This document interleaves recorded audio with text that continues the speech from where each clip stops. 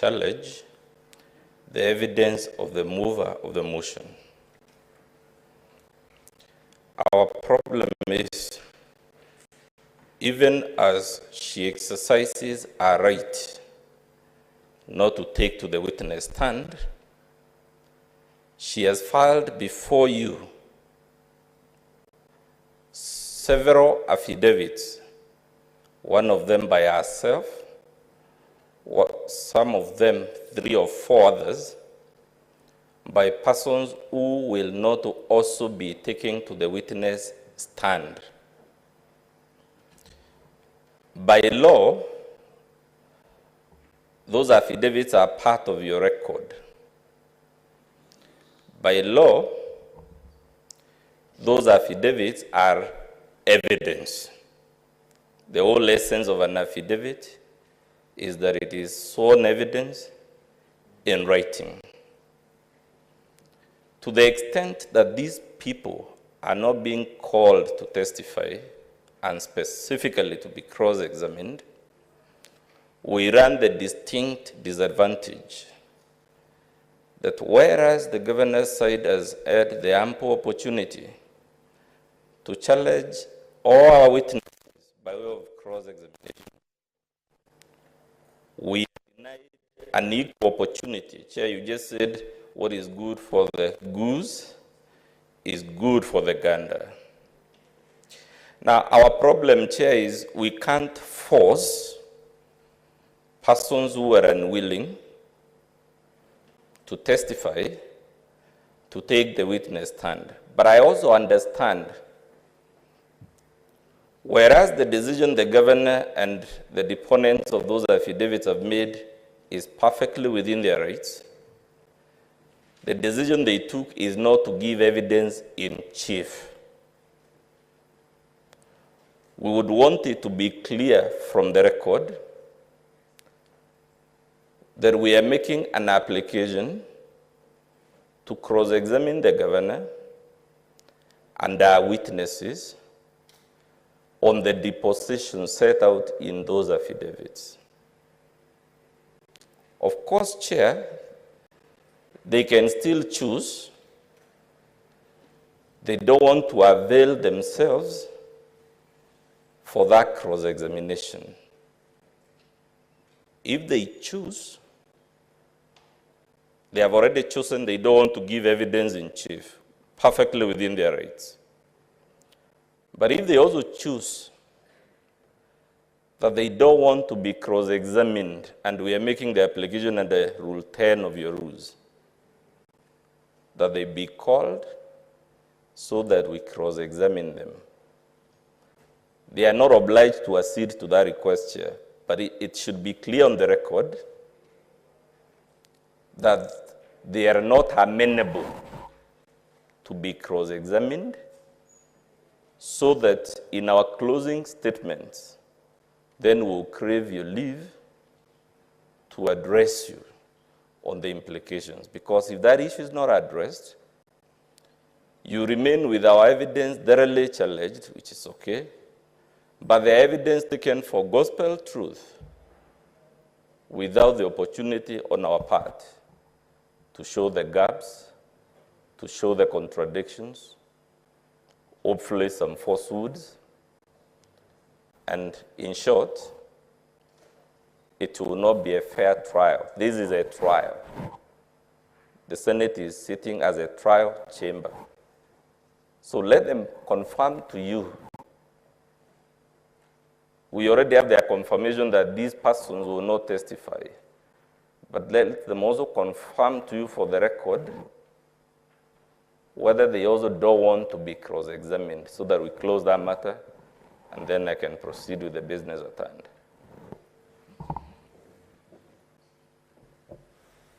Would you like to indicate precisely on what it is you would like to cross-examine the governor?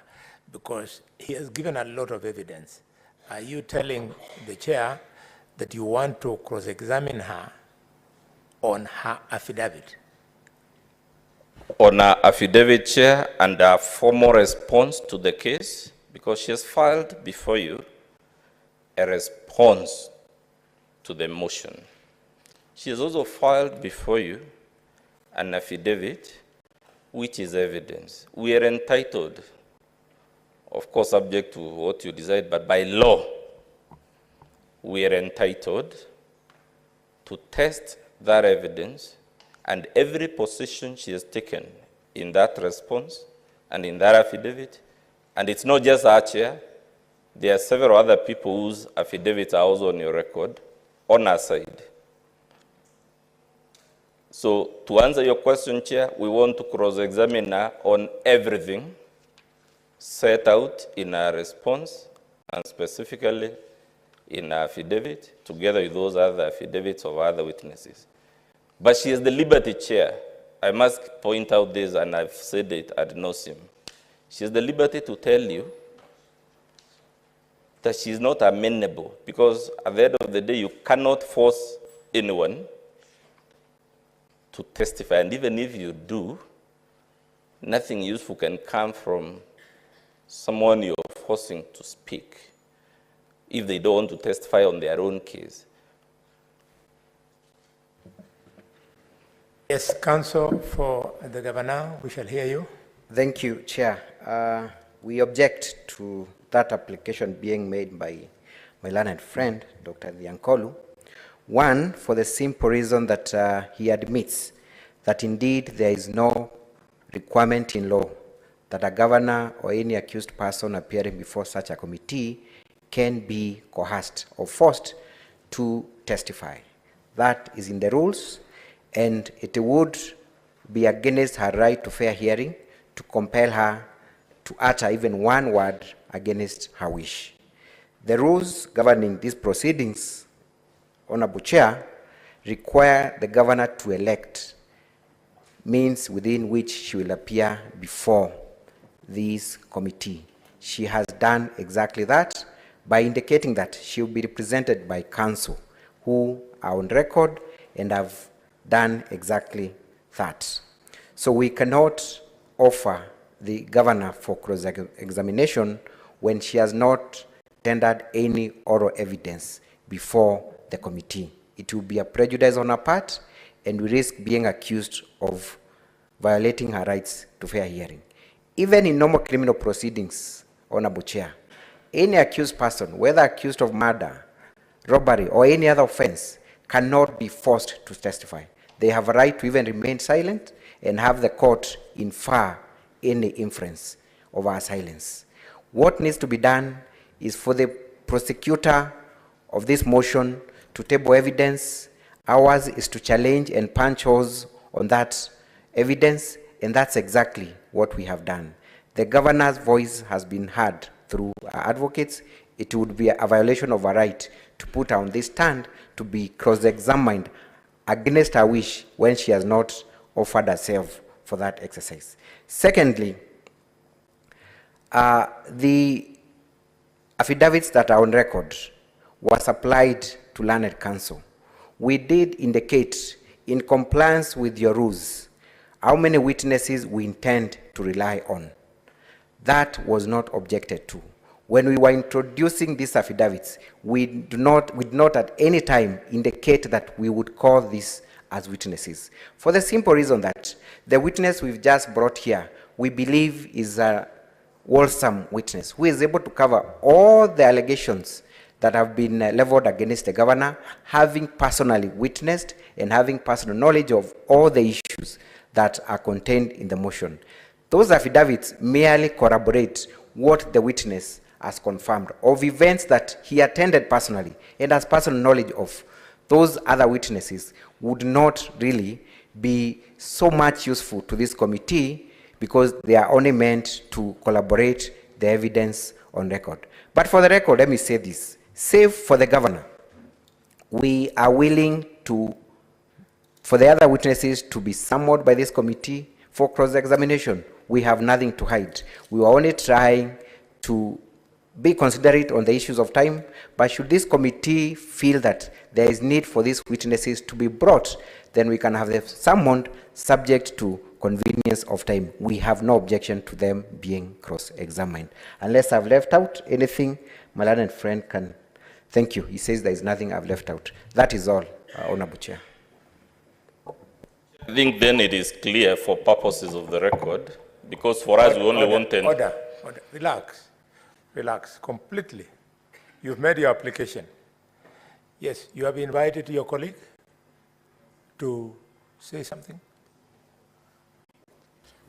Honorable Chair, thank you. Just hold.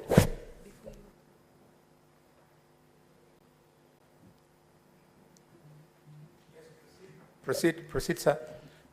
Honorable Chair, thank you.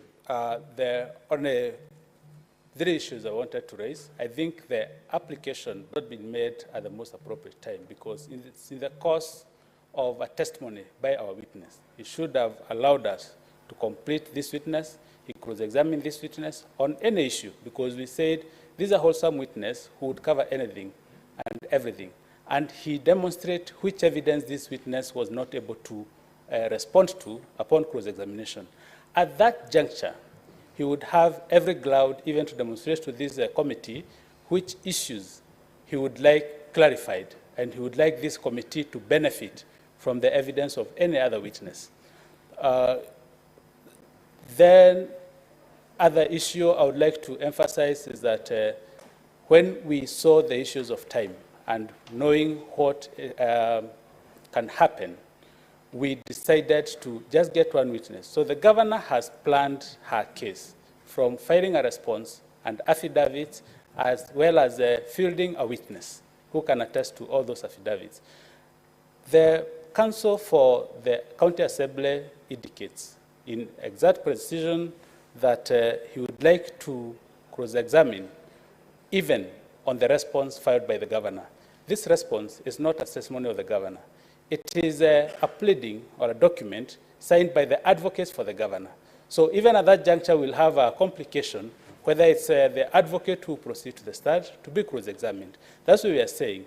All matters in the response and all the affidavits. And an affidavit is a repository of oral evidence. The most the county assembly can do is to demonstrate the affidavits and the evidence in those affidavits has not been corroborated and it's not verifiable. And this witness cannot verify that. Or the other witnesses who have also testified by their affidavits cannot verify that affidavit. Once we get to that point, this committee would consider how else can it be able to verify the challenged or the impeached evidence by the governor. And Honorable Chairman, this motion was brought by the County Assembly. They have the duty to discharge the burden of proof beyond reasonable doubt before the evidential burden shifts to the County Assembly, to the governor. That's my contribution, Chair. Thank you. I can see a red light there. Yes, Council, you appear for who? I appear for the County Assembly. My name is Abdikadir Sheikh. Chairman, I would like to, of course, the committee and the chairman are aware. Kadir, hold your horse. We now know you. Lead counsel. Is it your intention to invite Advocate Abdikadir to address us?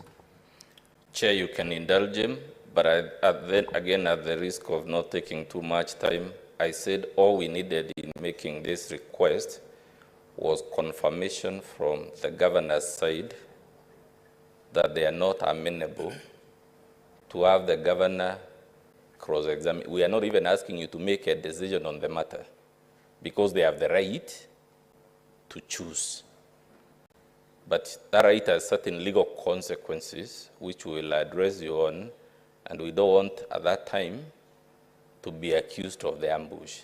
So we have already had the position that they are not amenable to have the governor cross-examined on affidavit. And since that's all we wanted to go on record, the matter is resolved. So I can continue if you Okay, permit. I've heard you. But you can hear my friend Abdikadir. I've heard you. Before I invite your colleague to come, are you really being fair to us? Are you attempting to play mind games? You make an application, we listen to it, and before we make a determination, you then make your own determination, and you say that to be reflected in the record. The least, counsel, be humble, be humble. Be humble, counsel. You are not the only person in the least you can do, you put your case. Your colleagues have responded. Allow me to fall back to my team. They'll make an input. And if their determination agrees with what you want to be the determination, then be it. If it doesn't, then raise hell. Don't play mind games with us. Common sense. Came out like I'm playing mind games with the Senate. The only reason I said the statement that seems to have caught you the wrong way is I acknowledge the governor has a certain legal right. She can choose not to take. So even as I make my application, I must be cognizant that she has that right. Yes.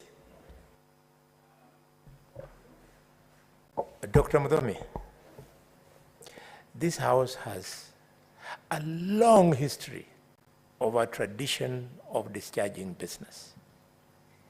Here, the standard practice is that once you bring a matter to the attention of a committee or the entire parliament, that matter ceases being your matter. It becomes the property of the House. So your application has since become the property of this committee. You'll bear with us. We make a deliberation and a decision will be made quickly. Yes, Ahmed? Thank you, Mr. Chairman. In the rules when... Sorry, Abdikader. Yes, thank you, Chairman.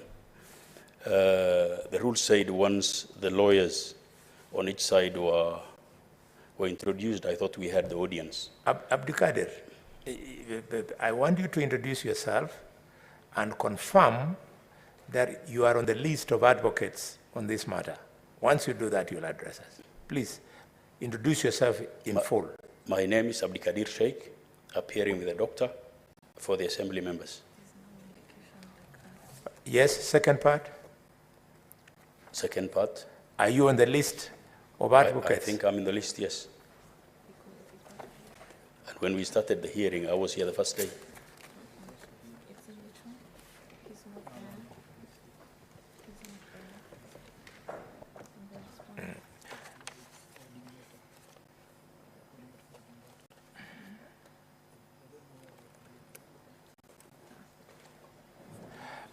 I'm not being harsh. It's just that if you are on the list of advocates, we've been going on from 24th up to now. We've not come I across. could help you, Chair. Abdikadir joined our team after we had already. But if you check your answer of yesterday, I had already introduced him as part of my team. But he is not in the original list, so that we don't spend time calling. You introduced him on the Hansard Yes, yesterday. yes. So, Secretariat, without wasting time, you will confirm on Hansard if Abdikadir is one of the councils. He will be allowed to address us. If subsequently we find that he is not one of you, everything that he will have said, we shall strike it out. Abdikadir? Thank you, Chairman. Chairman, I wanted to comment on brief comments made by the Council for the Governor. Of course, the committee and the chairman is aware that this committee is not sitting as an appellate. An impeachment of a governor has got two processes. It starts with the assembly and it comes to the Senate to confirm. Since this is an investigative committee to confirm the allegations, the analogy given by my learned friend, like if it is a strict court, absolutely it's not.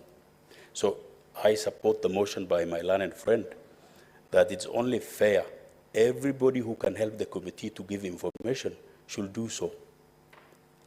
The comment I wanted to make about the analogy, that they have the right not to say anything. It is different from a court setting. It is investigative. That's all I wanted to say, my chairman. Your point is made. Colleagues, I now fall back to you. First light, I have seen a light from Sifuna. Yeah, Chairman, as I understand the rules, if you look at Rule 10, it says the committee may, at the request of the county assembly or the governor, invite or summon any person to appear and give evidence before the committee. So that, in my understanding of that rule, all we need is a request from either the council, from the assembly, or from the governor, that they would want somebody summoned, and you and the committee would have the powers to summon that person. As to whether that person intends to participate in these proceedings or not, Mr. Chair, you will see that under Rule 11, there is the option of the county assembly or the governor choosing not to appear before this committee. And my learned colleague here has said that persons under the Constitution have the right to remain silent. My only question to counsel for the governor is, what is silence? I mean, silence does not mean speaking orally only. If you have filed affidavits before a committee such as this or a court of law, that is you speaking. That is not you maintaining silence. And it cannot be fair to the other side that you file affidavits upon which they do not get opportunity to cross-examine. The way to test the veracity of matters that have been set out in an affidavit is through cross-examination. So the question to council would be, what is the committee supposed to do with these affidavits that have been filed by the governor in the absence of opportunity for the assembly to be able to cross-examine that evidence before the committee? Lastly, Mr. Chair, I know my learned colleagues know a rule of evidence concerning documents called the best evidence rule, that in fact, Chair, as long as the higher or superior evidence is in possession of a party or may be reached by the party, no inferior proof will be allowed. My colleagues know what I am talking about. In the hierarchy of witnesses, I know you said that you selected these witnesses having considered the factor of time. I am just wondering, counsel, in the hierarchy of witnesses, who is the superior witness between your chief of staff and the governor? Who is actually facing those accusations? I would want some answers on those questions so that we can guide the committee on how we proceed. I thank you, Chair. Chair. The Senator of Washinegishu, Senator Mandako.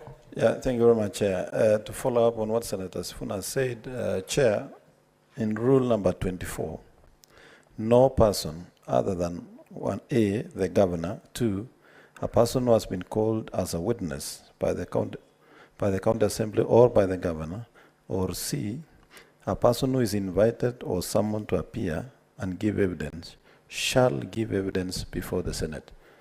The Chairman, in this case, Chair, the accused is not the Chief of Staff. And in my considered opinion, Chair, it is actually an opportunity for the governor to be cross-examined on affidavit, just to test the veracity of the information that is in the affidavit. And I think it just follows what the Senator for Nairobi said, Chair. I don't know what that Rule 24, maybe the councils in the House can help us understand.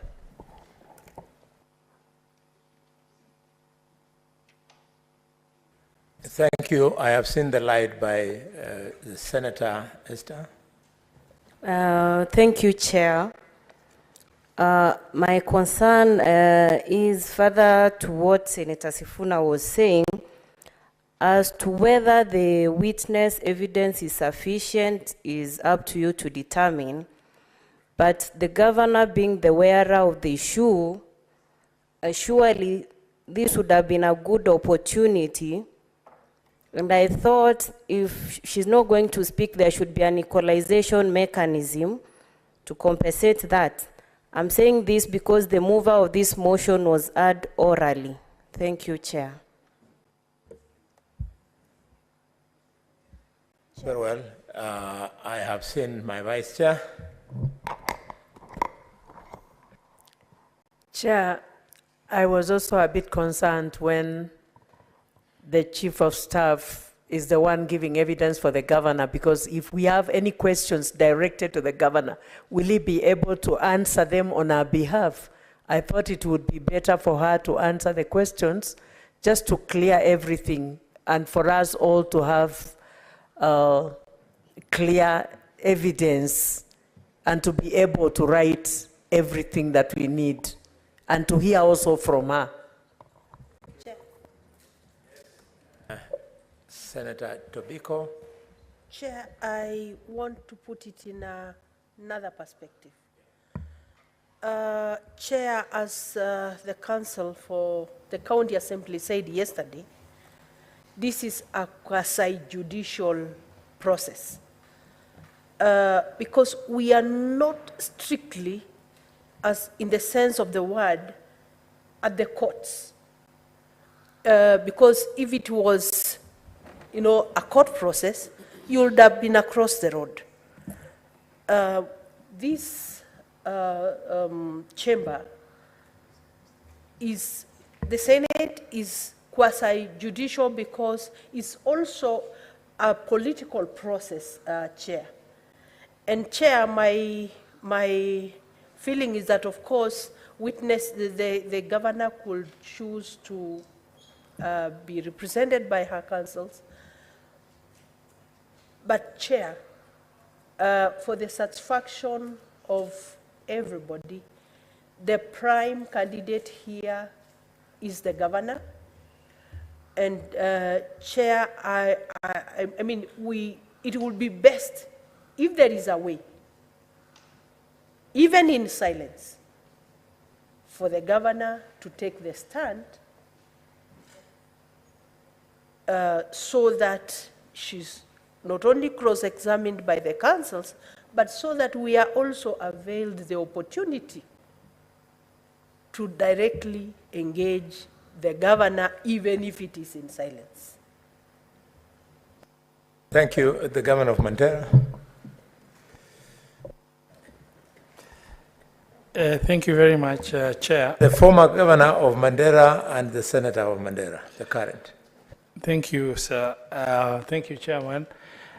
Now that an application has been made and our attention drawn to provisions of Rule 10, and considering how the County Assembly matter has been executed yesterday, it will only be fair, and the option not to exercise has been already superseded by affidavits that had already been drawn by the governor.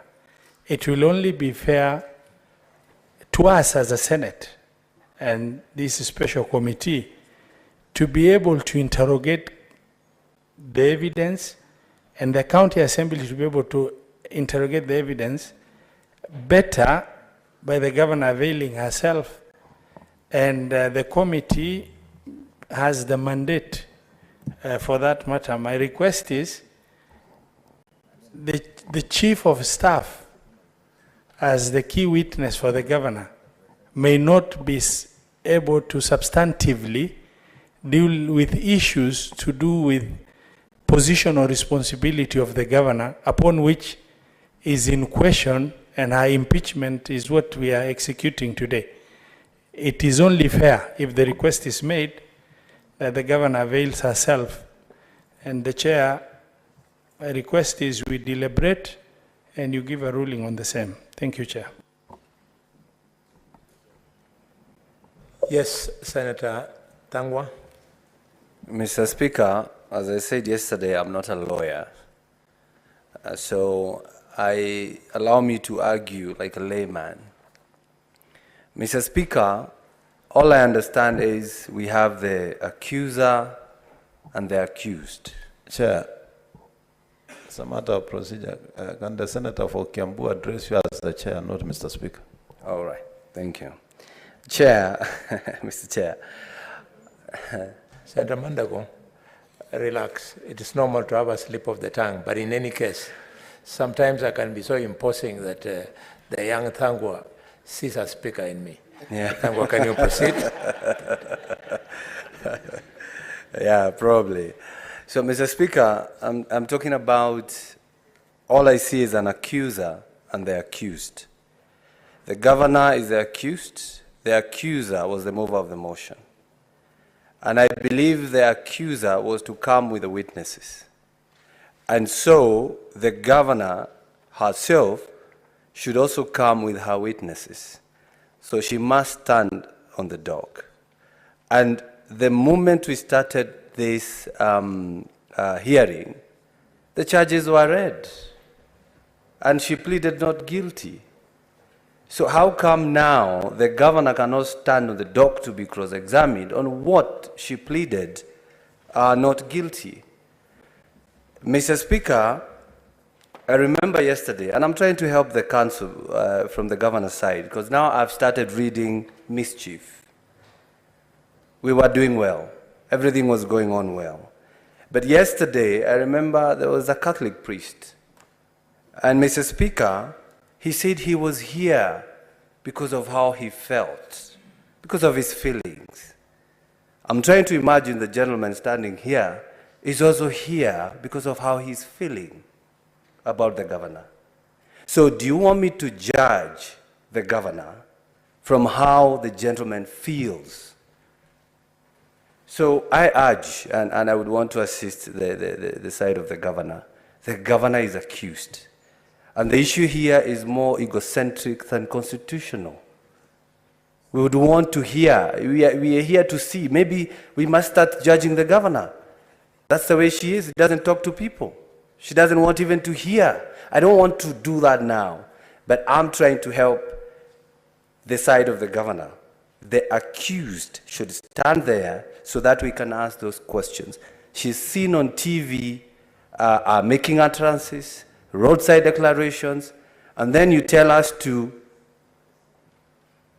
examine a chief officer who is not even per se a civil servant.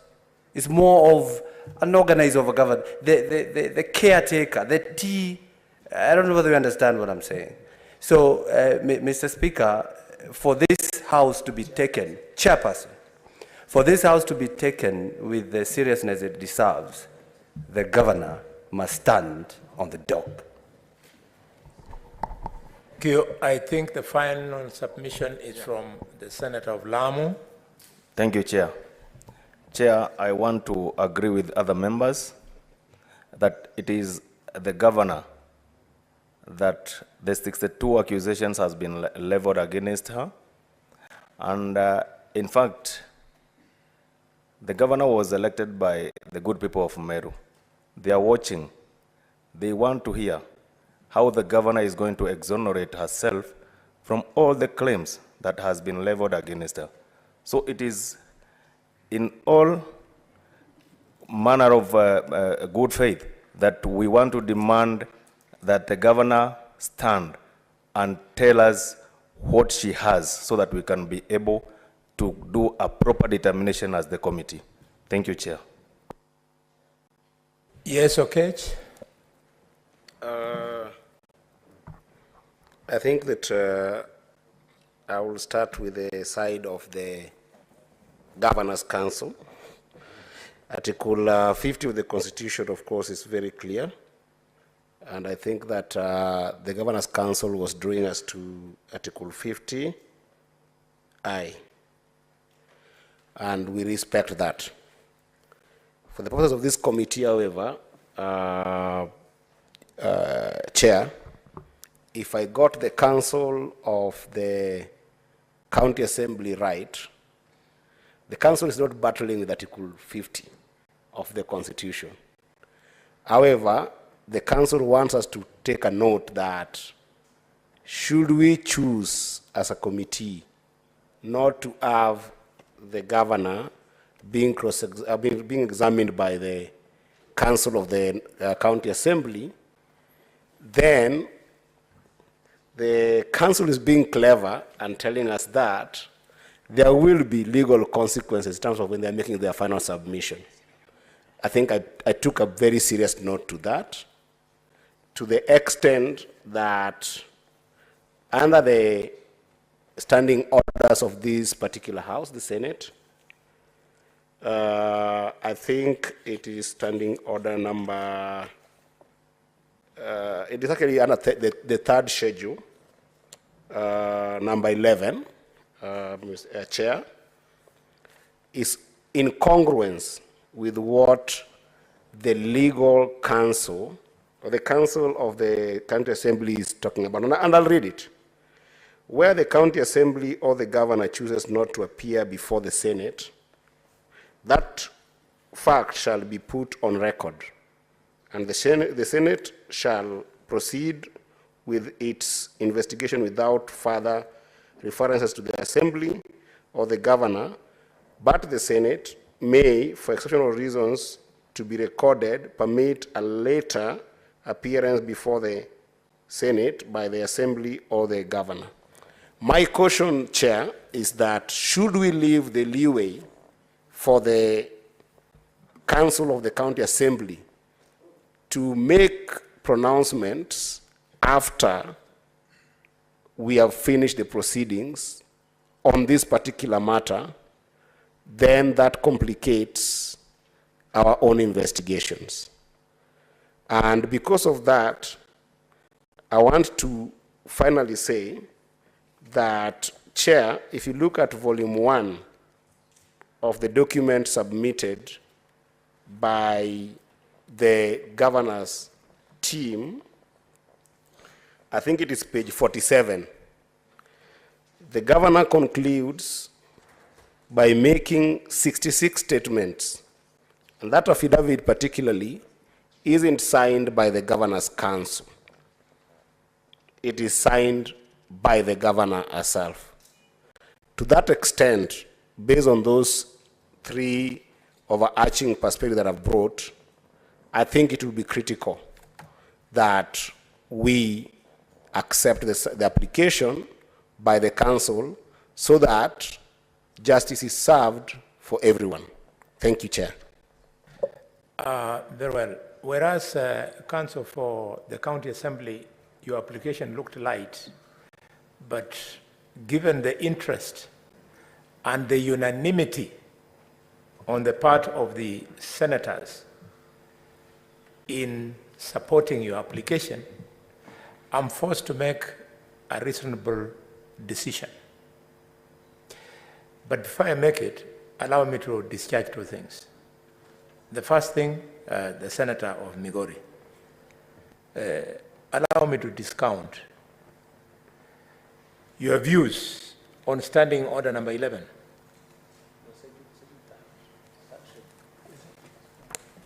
If you go back to it, not standing order, on the rules of procedure, number 11. Number 11 only applies in the event the governor had refused to appear. She has come. So let that one rest. The second thing I want to discount is to the governor, the governor's council. Council, please address me so that we go and write something which is reasonable. Address me on this. Are you aware that this affidavit, which belongs to no other person other than your client, the governor, are you aware that if we accept it as it is, and the governor does not take the witness stand, are you aware that it waters down the weight of this affidavit? Are you aware that if, having said what she has said here, she took the stand and responded to these questions, it strengthens her case? Are you aware? Please address me before I ask the council to also address me. Thank you, Honorable Chair, for that question. Indeed, I am aware of those sentiments. And just to discount some of the fears from the honorable members, the governor has no mischief. The governor has nothing to fear. The governor had not refused to tender evidence. It was just because of the way we arranged our defense that we sought to have one key witness that would somehow sum up all the evidence that all the other witnesses would have brought before this Senate, on the justification that this particular witness was personally available and attended all those functions where the governor is accused of uttering certain words and violating the law in the course of making those words. But having heard the sentiments of the committee, we have consulted with our client, and the client has agreed to be cross-examined on the ground of the basis of the affidavit that she has brought before this court, but then we are also begging for time to re-examine and fix any loopholes or punches that might have thrown away during cross-examination. So we are amenable to that request. Thank you. Thank you. And before that, Chair, sorry to cut you. So we request that then we have this witness dispensed with after cross-examination and re-examination. Then we can have the governor come in, after which we shall beg for 20 to 30 minutes to prepare the governor, considering that she had not prepared for this particular eventuality. Thank you. Thank you very much. So that our records reflects proceedings of reasonable men and women, let us conclude this by allowing the governors, the county assembly senator to also address me. I'll speak to the issues you have raised. You address me on the following. Chair, on the following. Yes. You address me on the following. Yes, Chair. On the following, I'm here to tell you what I would like you to add, so that it helps us to look neat and reasonable. I'm drawing your attention to Article 50, Sub-Article 2. Chair, on a point of order. Chair, point of order. I'm being asked on a humanitarian basis that you allow the witness to sit as we dispense. He's looking like he can exit these proceedings. Chair. In fact, he's the most important person in the room, maybe. So please, witness, you're free to take your seat for the time being. Thank you, the Senator of Nairobi. This is why you are the Senator of Nairobi, the county of everybody.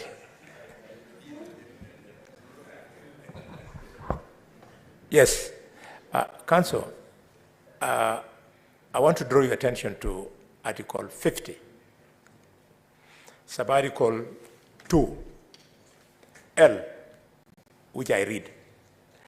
This Constitution is alive 24/7, and it is never suspended.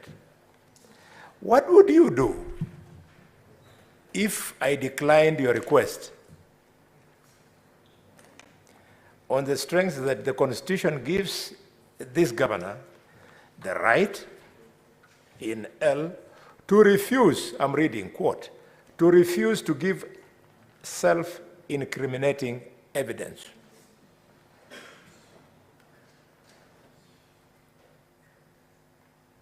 Address me on that one, then I'll discharge what you have applied for, Council for Governor, and we proceed. Chair, the rule against self-incrimination is a rule that governs criminal proceedings. The proceedings before the Senate are neither criminal nor civil. This position, and my colleagues can confirm this, has been affirmed in several decisions emanating from this Senate. One of them is the case of Justice Kariuki Nyaga.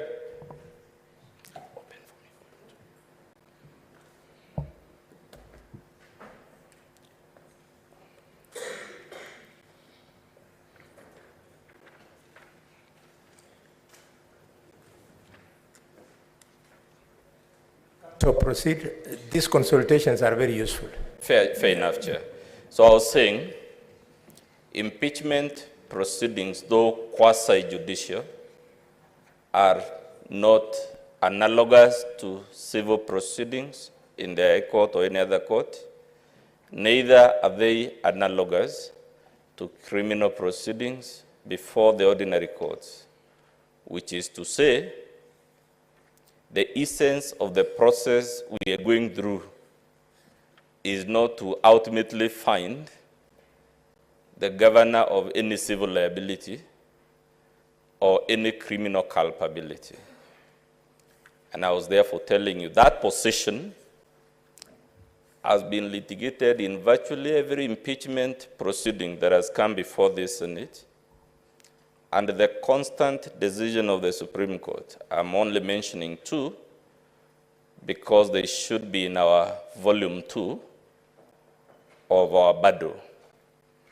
The constant position from the Supreme Court is that those proceedings are neither civil nor criminal, and they should not be treated as forums for attributing civil liability. And I think that dispenses of another issue that has been coming up before you, which is, why hasn't so-and-so complained?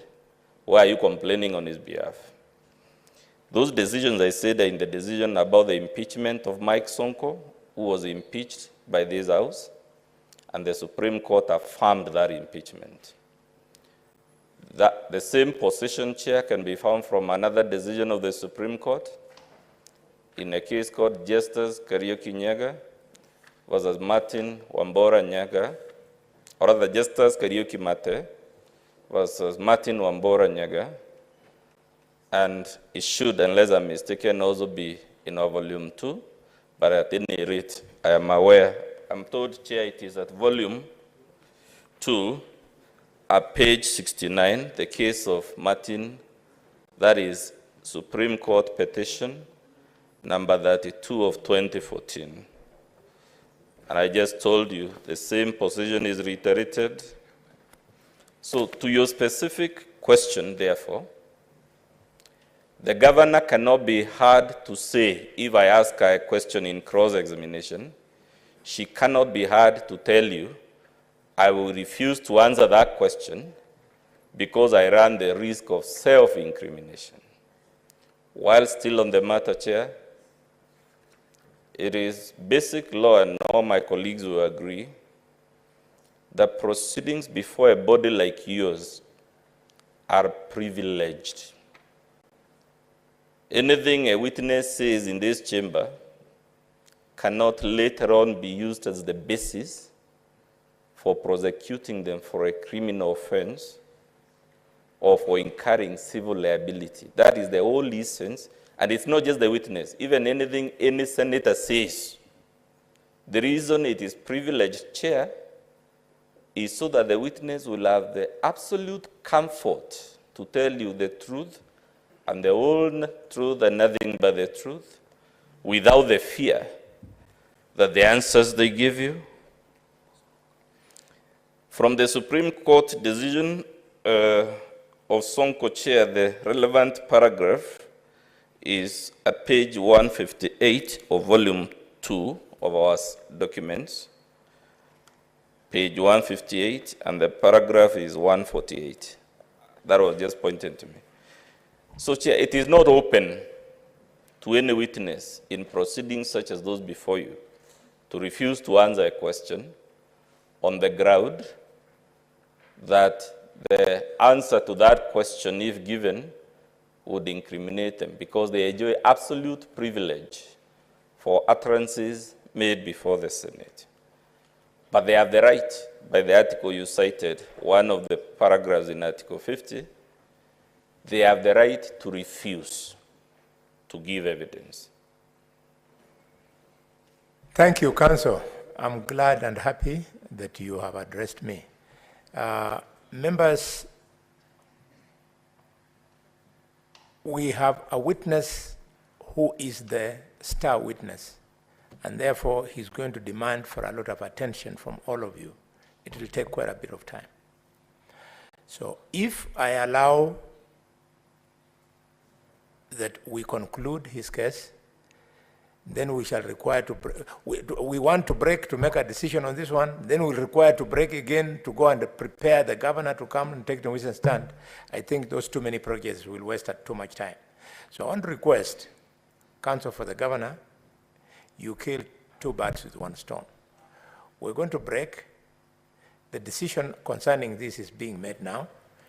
And then during that time, you do what you would have done in the second breakout. Chair. So what is the decision? Chair, just a minute. Yes. I don't understand the necessity of a break to make a decision. No, I'm making a decision now. I'm making the decision now, yeah. The decision we want to make was going to be difficult and maybe academic if the position of the governor was that she was not taking the stand. But because she has agreed to take the stand, we congratulate her for being cooperative and look forward to her on the witness stand. For now, I want to request that we adjourn. We give everybody 1 hour. During that 1 hour, you grab a bite, and during that 1 hour, prepare your governor for the forthcoming interventions. Thank you, members.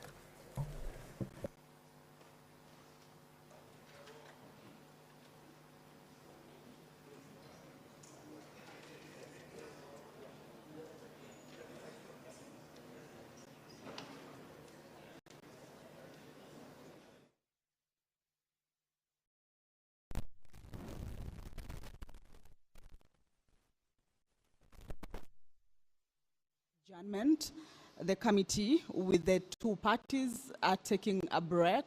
This should serve as a lunch break, at the same time a 1 hour break before they come back for the next proceeding. We understand that once they come back, the governor of Meru County, Mwangaza, will be taking the witness stand. Of course, this is after an application by from the legal team of the county assembly. Thereafter, both parties will be making their final remarks. Remember, this is day 2 of the proceedings, and today is when they will be concluding everything before the committee retreats to make a report and table it before the whole house. So we are taking a break until 4 when the committee will be back.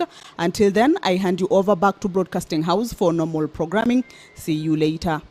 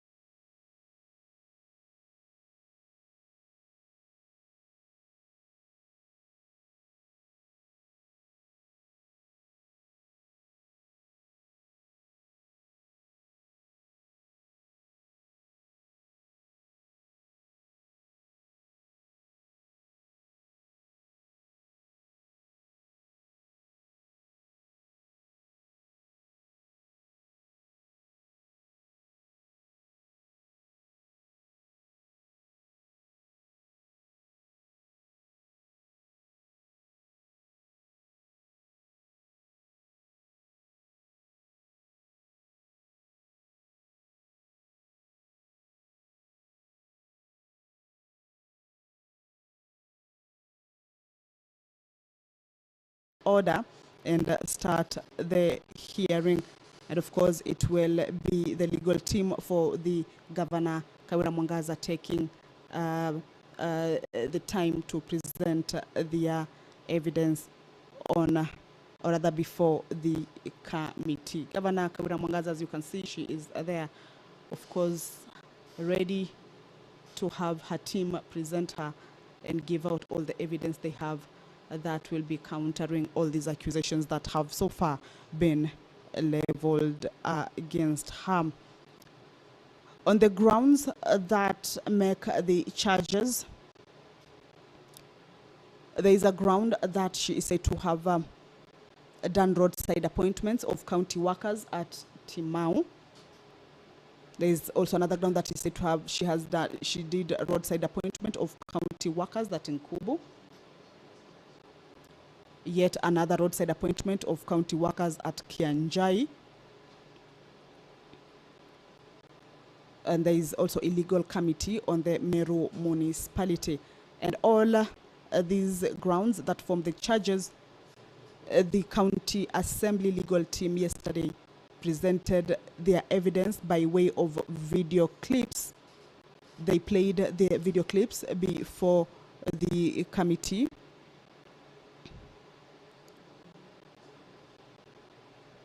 On the roadside appointment of county workers at Timau, the governor is said to have grossly violated Articles 10, 232, 235, and 236 of the Constitution, and grossly violated Sections 55, 59, 59A, 60, 62, 63, 64, and 65 of the County Governments Act by appointing firefighters at a public rally at Timau, where they say in misguided and unsustainable populism, before conducting a transparent and competitive recruitment process.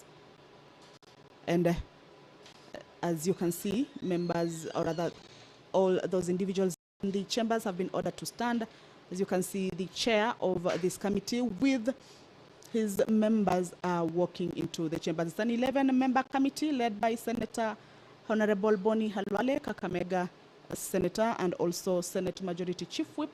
He is in the chambers. These proceedings are taking place at the Senate chambers. I will now hand you over for this live broadcast brought to you by KBC in partnership with Parliamentary Broadcasting Unit. Good morning. My name is Kamche Menza.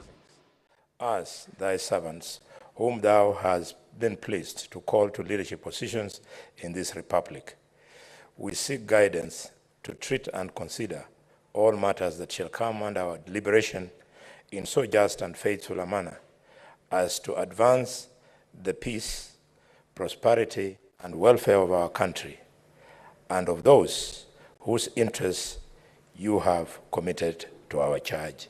Amen. We may be seated.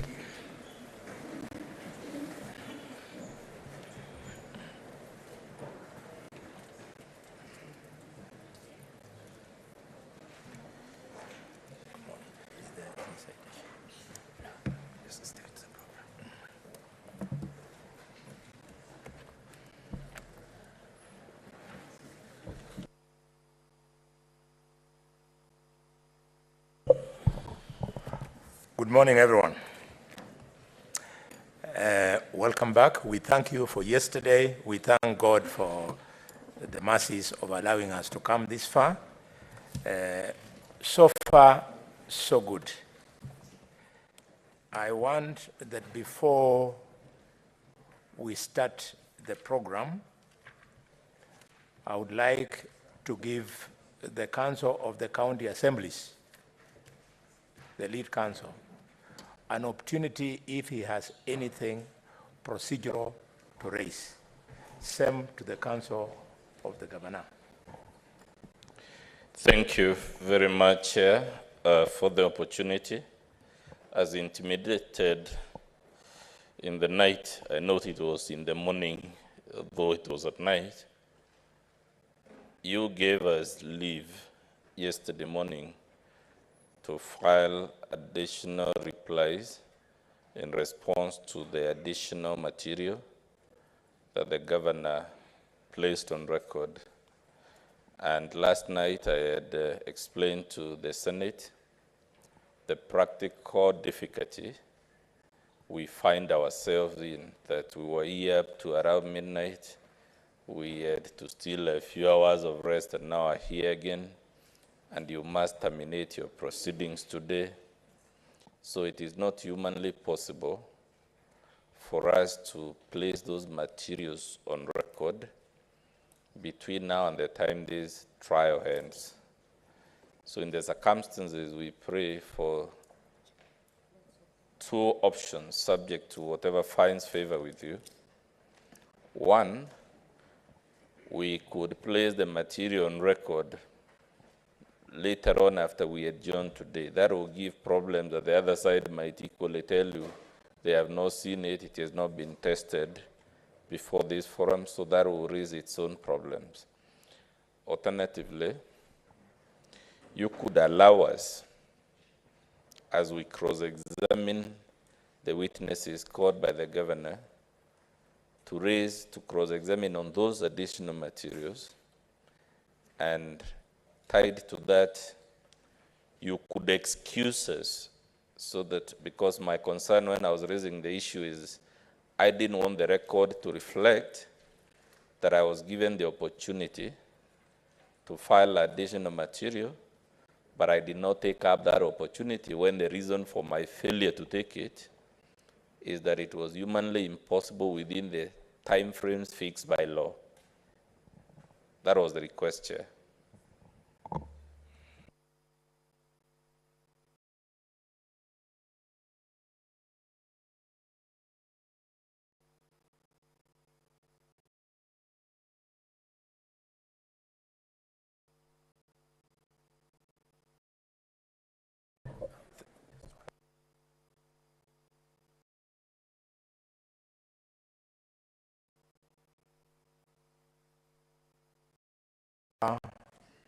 The counsel for the governor.